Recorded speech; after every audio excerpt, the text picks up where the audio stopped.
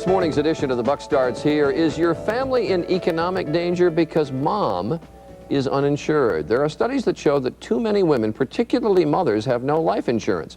And even when they do have such policies, the coverage is simply not enough. We met one family who paid a heavy price for choosing to forego life insurance. Joining us this morning to talk about the problem of women being underinsured or uninsured is Shannon Ryan. She is of the American Council of Life Insurance. Overall, how much insurance is purchased in this country? About $1.7 trillion worth of insurance. And how much of that for men and how much for women? About $500 billion for women, $1.2 trillion for men. So about 29% only of it is for women. What are the reasons for that? Life is uncertain.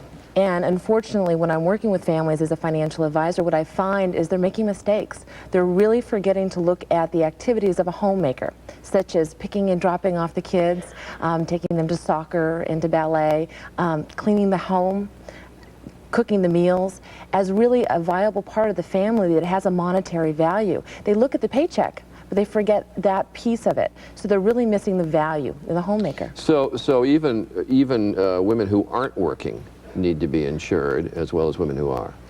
Women who aren't working as well as women who are insured all need to consider life insurance, and it really depends on their personal situation. You need to look at the family, what they're living on day to day, what their hopes and dreams are financially, and which one of those dreams they want to continue even in the event of a premature death. How about if there's no kids?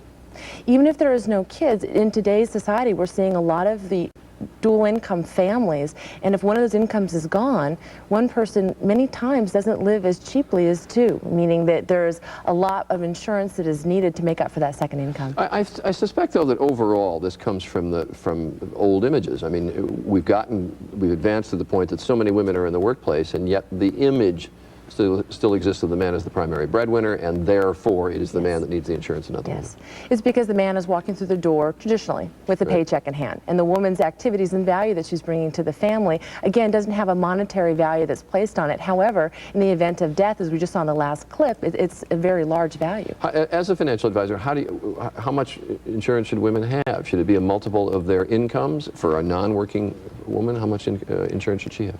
I think it's extremely important for people to make sure that they don't stick to rules of thumb, and that they take a look at the individual family's needs. Again, what goals and financial needs they want to continue after the death, and that's how they base the insurance need. So figure out what you'll need in case she's gone and then insure yourself for it. Shannon Ryan, thanks very much.